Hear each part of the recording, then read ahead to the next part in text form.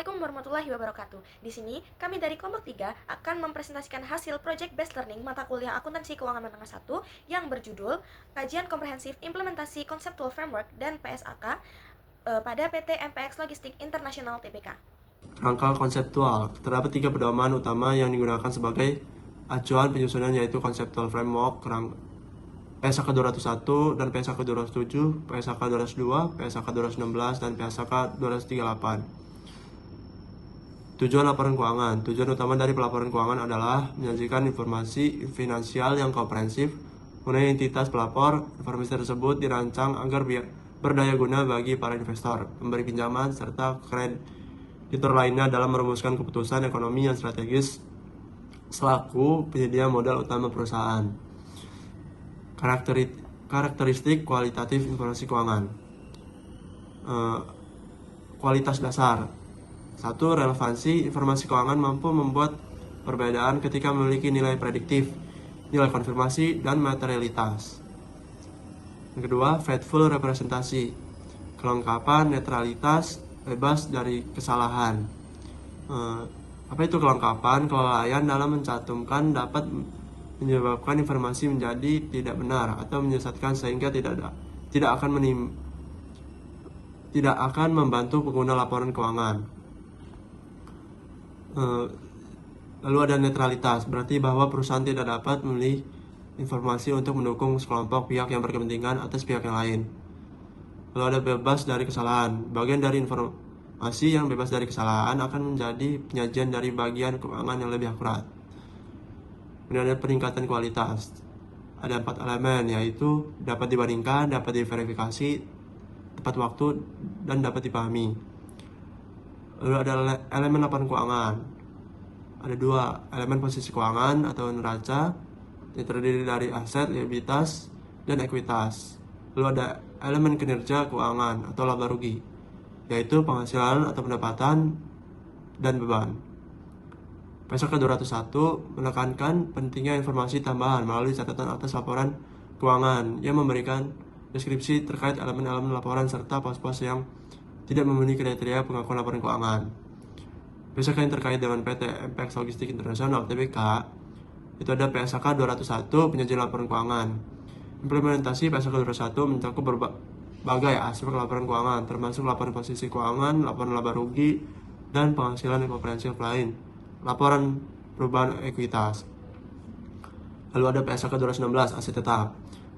Ada 2 komponen biaya perolehan awal dan komponen biaya setelah perolehan. Lalu ada PSAK 115 pendapatan dari kontrak dengan pelanggan, yaitu ada 3 komponen utama model pengakuan pendapatan, komponen laporan posisi keuangan atau aset dan liabilitas kontrak, dan yang ketiga komponen biaya kontrak. Lalu ada PSAK 116 sewa. Dalam implementasi praktis akuntansi sewa, istilah komponen di bawah PSAK 216 mencakup beberapa area krusial, pemisahan komponen kontrak, komponen penentu biaya, hak guna, aset. Lalu serta komponen liabilitas sewa. Lalu ada PSAK 109 instrumen keuangan. Komponen utama dari PSAK 109 terbagi ke dalam 3 komponen instrumen keuangan utama, diikuti oleh 3 pilar komponen perlakuan akuntansi, yaitu komponen elemen instrumen keuangan, komponen pilar akuntansi PSAK 109, komponen penurunan nilai, dan komponen akuntansi lindung nilai. Lalu yang terakhir PSAK 207 laporan arus kas. Tujuan utama dari PSAK 207 adalah mensyaratkan penyediaan informasi tentang perubahan historis atas kas dan setara kas entitas melalui laporan arus kas yang mengklasifikasikan arus kas berdasarkan aktivitasnya. Baiklah, selanjutnya profil perusahaan MPX Group berdiri pada tahun 2008 yang bergerak pada jasa transportasi dan logistik. PT MPX berdiri dan beroperasi pada tahun 2017 yang berkantor pusat di Lampung. Lalu, saya akan menjelaskan mengenai posisi keuangannya. Untuk aset melonjak drastis. Aset lancar naik 173% menjadi 33,39 miliar. Lalu, untuk aset tidak lancarnya juga meroket 156% menjadi 121,71 miliar. Untuk liabilitasnya naik menjadi 65,62 miliar seiring meningkatnya utang usaha dan utang bank jangka panjang untuk mendanai pembelian aset tersebut. Untuk ekuitas melesat dari 42,85 miliar menjadi 89,48 miliar.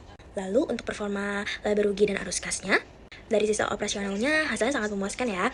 Untuk pendapatannya tumbuh dari 116,96 miliar menjadi 140,25 miliar.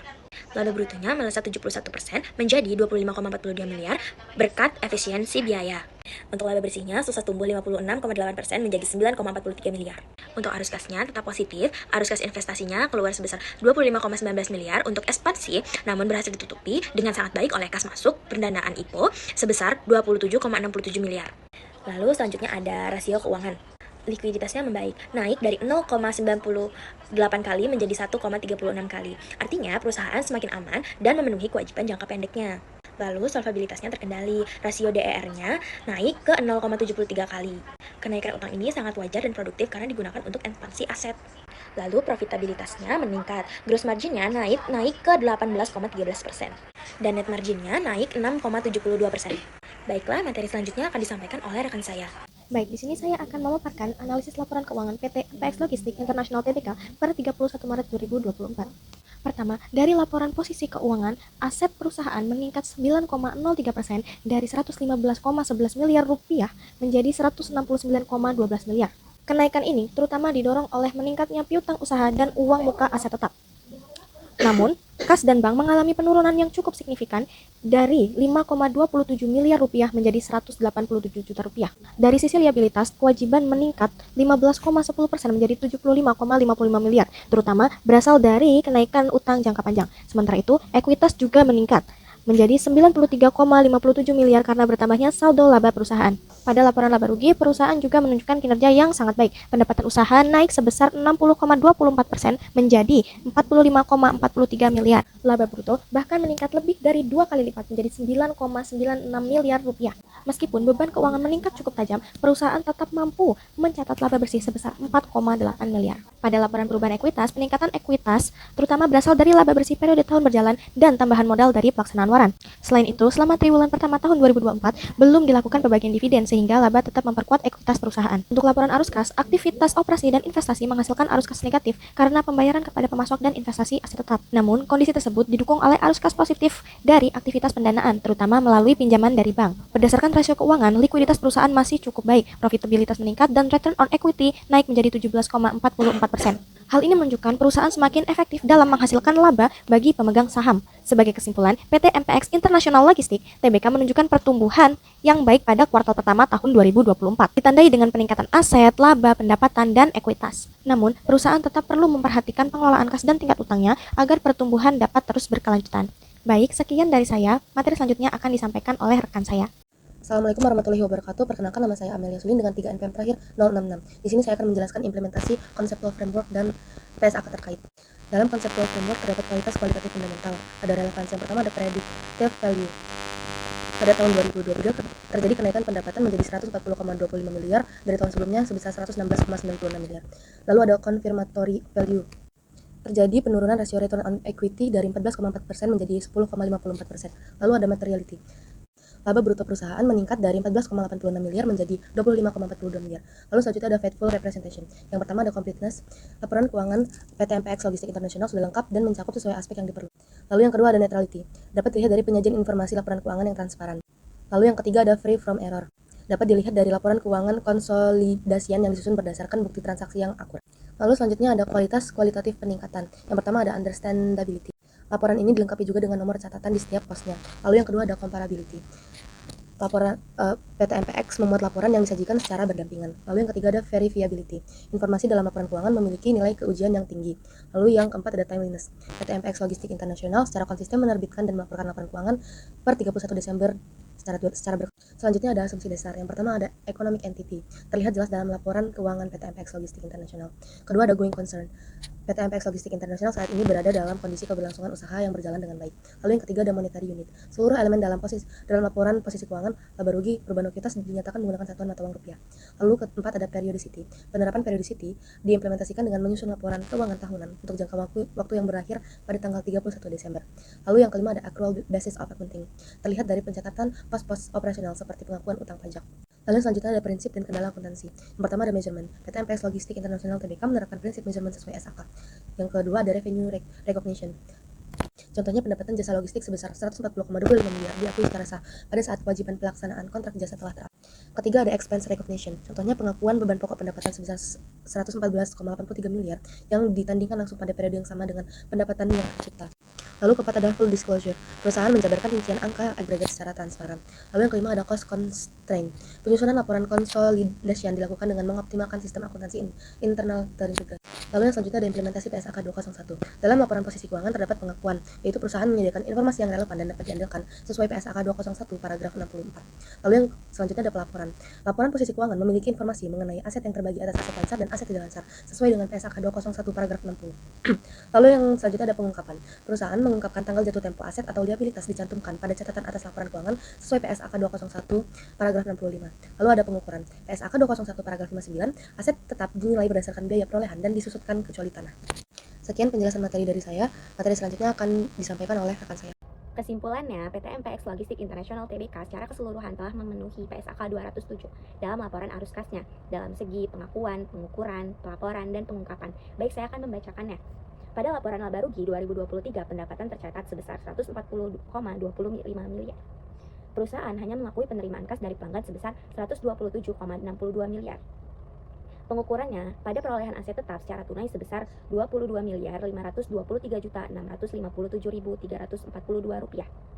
Pada penawaran umum saham perdana IPO diukur secara neto sebesar 43.200.000.000 rupiah dan langsung dibayarkan tunai sebesar 3.292.038.086 rupiah. Pada pelaporan, kas neto diperoleh dari aktivitas operasi sebesar 578.350.729 rupiah. Aktivitas investasinya sebesar 25.194.463.842 rupiah. Aktivitas pendanaannya, kas neto diperoleh dari aktivitas pendanaan sebesar 27.672.112.116 rupiah. Pengungkapannya yaitu kenaikan neto kas pada bank sebesar 3.057.999.000,3 rupiah dan bank awal tahun sebesar 2.219.025.878 rupiah. Kas dan bank akhir tahun sebesar 5.277.024.881 rupiah dan angka akhirnya itu sebesar 5.277.024.881 rupiah. Secara finansial di tahun 2023, PT MPX Logistik Internasional Tbk telah melakukan keberhasilan Initial Public Offering atau yang disebut dengan OPI untuk mengubah struktur permodalan perusahaan secara drastis. Setelah kami mengerjakan Project Based Learning dalam mata kuliah Akuntansi Keuangan Menengah 1, kami banyak mempelajari hal baru, seperti kami bisa mengetahui bagaimana standar akuntansi dalam laporan keuangan. Setelah itu juga kami dapat memahami kerangka konseptual mengenai dasar laporan keuangan atau menyusun laporan keuangan secara teliti. Setelah itu juga, laporan keuangan terdapat dua prinsip, yaitu relevan dan representasi, secara jujur dan transparan. Setelah itu juga, laporan keuangan itu harus disajikan, diverifikasikan secara teliti dan baik-baik. Mungkin hanya itu yang dapat kami sampaikan. Terima kasih. Baik, sekian presentasi dari kelompok kami. Apabila terdapat kekurangan dan kesalahan, kami memohon maaf. Kami akhiri. Wassalamualaikum warahmatullahi wabarakatuh.